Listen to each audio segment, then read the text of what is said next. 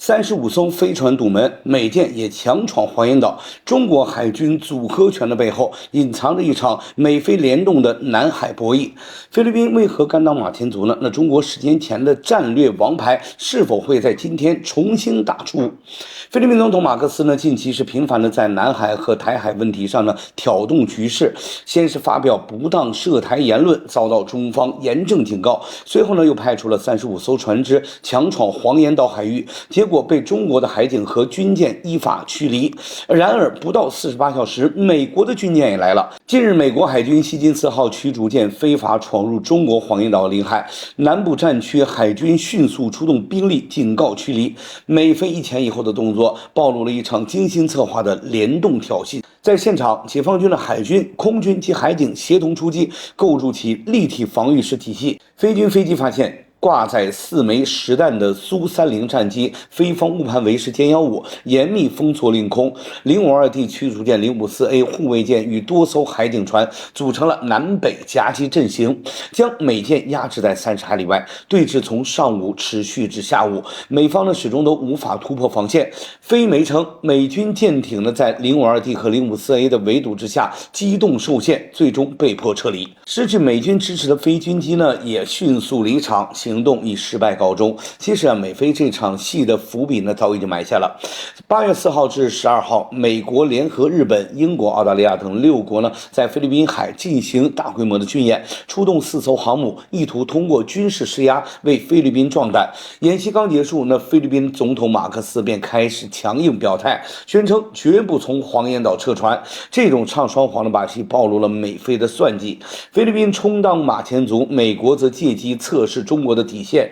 只不过呢，他们没有想到，解放军早在黄岩岛海域部署了密集的舰船和渔船，形成了压倒性的威慑。很明显，美菲这一系列动作的背后各有算盘。菲律宾此次挑衅的目的不难理解啊，马克思政府在国内的支持率呢是持续低迷，经济和社会问题引发民众的强烈不满，通过炒作南海议题，既能够煽动民族情绪，又能掩盖政治不利的事实。此外呢，马克思他的外交政策完全导向美国，配合美国在南海的布局呢，是其换取政治支持的一个重要手段。黄岩岛是中国明确公布领海基线的区域，菲方选择在此生事，既是为了试探中方的底线，也是为后续与美国联动制造借口。美国的介入呢，则更具战略意图。一方面，菲律宾是其在南海牵制中国的一个关键棋子，美军舰紧随菲方行动后现身，意在展示对盟友的支持，强化地区军事存在。另一方面呢，中美近期围绕着贸易、科技等领域的博弈呢持续升温。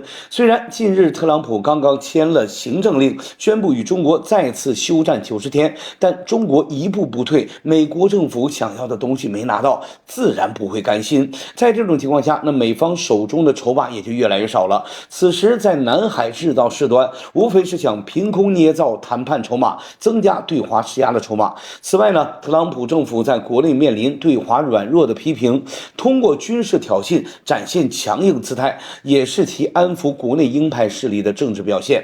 而面对美菲的步步紧逼，中国的反应呢一如既往的冷静又坚决。除了现场反制之外，中国海事局随后发布通告，8月13号到15号，每天下午在南海划定禁航区进行军事训练，总计禁航6小时，威慑意味十足。解放军通过实际行动表明，中国有充分的能力捍卫南海主权，任何挑衅行为都将遭到有力的反制。可以预见的是呢，中方未来可能会进一步强化南海岛礁的实际控制，甚至在其他关键的海域呢复制黄岩岛模式，明确划定领海基线，从法理和行动上堵住外部势力干涉的空间。如果美菲等国继续加大挑衅动作的话，中国11年前的大招也就该再次启用了，那就是填海造陆。美国海军上一次闯入黄岩岛领海呢，还是2019年的事了。为何这6年风平浪静，答案藏在南沙群岛的3大人工岛上。2014到2016年，中国通过填海造岛，将永雏岛、美济礁还有朱碧礁打造成为了布陈航母、部署机场、雷达和码头。以美济礁为例那距离仁爱礁仅40公里，中国海警船只30分钟即可抵达，彻底掐灭了菲律宾的投机空间。当年美国之所以收敛，正是忌惮中国将黄岩岛如法炮制。一旦黄岩岛完成填造，解放军不仅能控制南海心脏地带，更能够向东直指菲律宾的本土和美军基地。如今美菲再度挑衅，反而给中国重启填岛计划绝佳理由。既然要逼我们亮牌，那就看看谁先扛不住。